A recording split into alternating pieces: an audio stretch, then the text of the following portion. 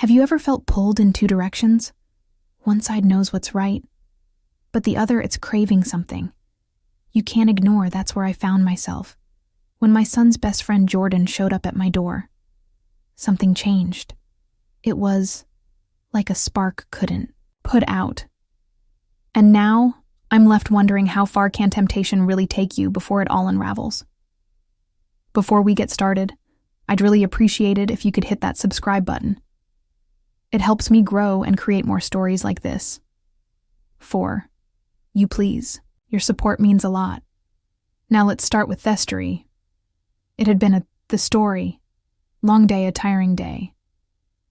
And I was alone in the house again, like I had been for far too long. Son, Alex, was out with his friends, and I was left with the silence that always seemed to echo through the rooms.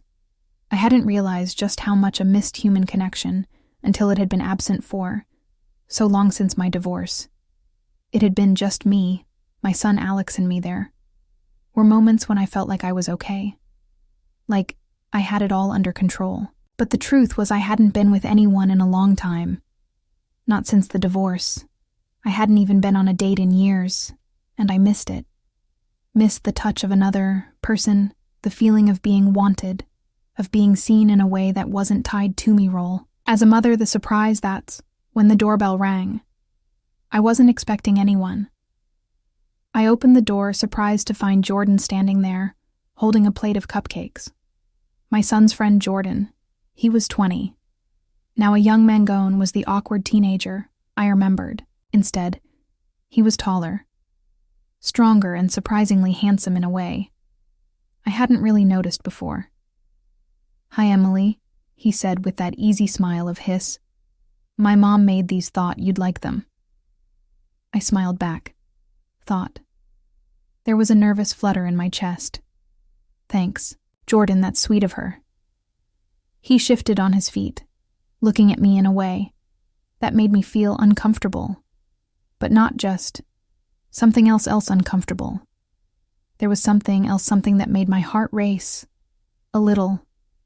He was no longer the shy kid, but someone whose gaze seemed to hold weight.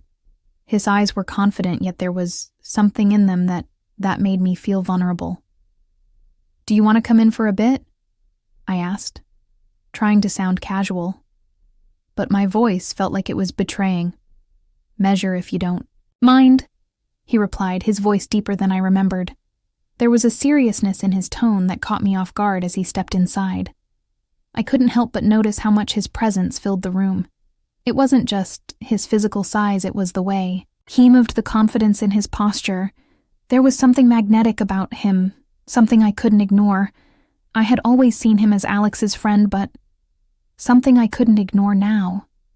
Now it was different, and I wasn't sure if I liked it or if I was terrified by it. I made us both tea, trying to distract myself from the way his eyes kept following me. The tension in the air was palpable, like something was waiting to be said. But neither of us knew how to break the silence. Every time I glanced up, I caught him watching me. Really, watching me. His gaze lingered just a little too long on my lips when I spoke, or on my hands when I moved them to just my cup. I tried to ignore it, but the heat of his attention made me feel alive, more live than I had felt in a long time. We talked about nothing, and more alive than I had felt, particular at first small talk that didn't matter, but with every word, I felt the weight of his gaze, and it was impossible not to notice how he seemed to be studying me, noticing things about me that I wasn't used to having noticed. He wasn't the awkward kid anymore. He was a man, and there was something about him that drew me in. It tried not to think about it, tried to ignore the way my heart was racing, the way my breath was shallow when I looked up and met his eyes. But it was impossible. Every time I spoke, I could feel him listening to me in a way that was different than before. I didn't want to admit it, but I noticed how attractive he had become, his jawline strong and defined, the way his dark hair fell perfectly over his forehead, just a little messy in that effortless way. The way his broad shoulders filled out, his shirt making him look so masculine. And it wasn't just his physical appearance that had changed, it was something deeper, something deeper, something magnetic. As we continued toe talk, I leaned closer. His hand brushed against mine as he reached for his cup. The touch, brief but electric. My heart stuttered, and for a moment I couldn't. Breathe the air between us felt charid heavy, with something unspoken. Something that neither of us had addressed, but that neither of us could deny anymore. "You know," Jordan said, quietly, his voice low and intense. "I've always thought you were beautiful, Emily. But lately there's something about you. Something more." I felt my cheeks flushed, my throat dry. "Jordan, please, you shouldn't, but you're different." Smiled that same, knowing smile that made my heart beat faster. "I'm serious, you're different now.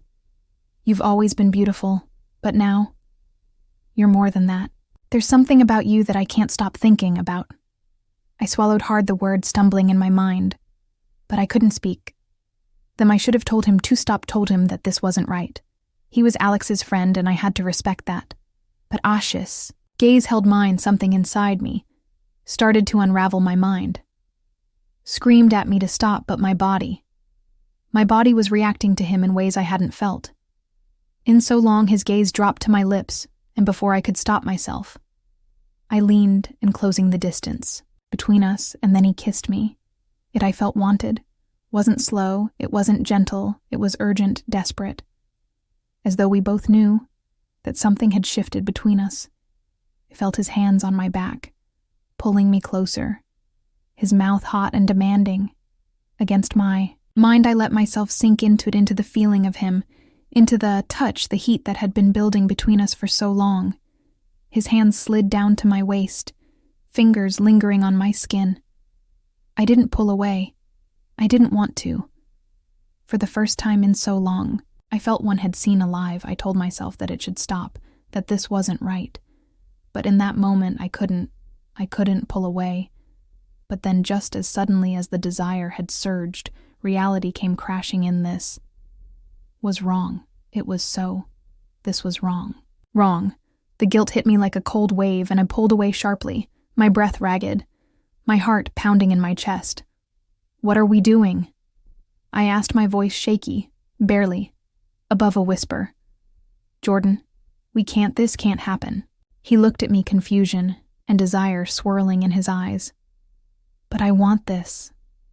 Emily. I want you. I've wanted you for so long." His words hung in the air, heavy with meaning. But I couldn't let myself fall into them. I couldn't. I was Alex's mother. This wasn't right. "No," I said more firmly, my voice trembling with a resolve I didn't know. You need to go. Now." I stood up, taking a step back from him, my hands trembling. I could see the hurt in his eyes, the confusion, but I couldn't let it happen.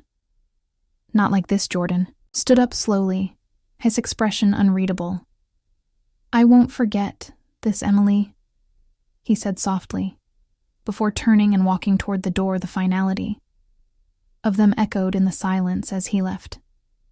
I sank back onto the couch, my head in my hands. What had just happened? How close had I come to losing control, to doing something that could never be undone? Knew deep down that this wasn't over the attraction. The tension, it wasn't gone, and that scared me more than anything. When desire takes over and get crossed, how do you find your way back? What happens when you're faced with choices that challenge everything you've built? Drop your thoughts below. Let's discuss the moments where temptation meets hesitation and the consequences that follow if you're captivated by stories of forbidden tension and tough decision. Subscribe, like, and turn on notifications for more. Until next time. Sometimes the hardest thing isn't knowing what you want. It's deciding what to do with it.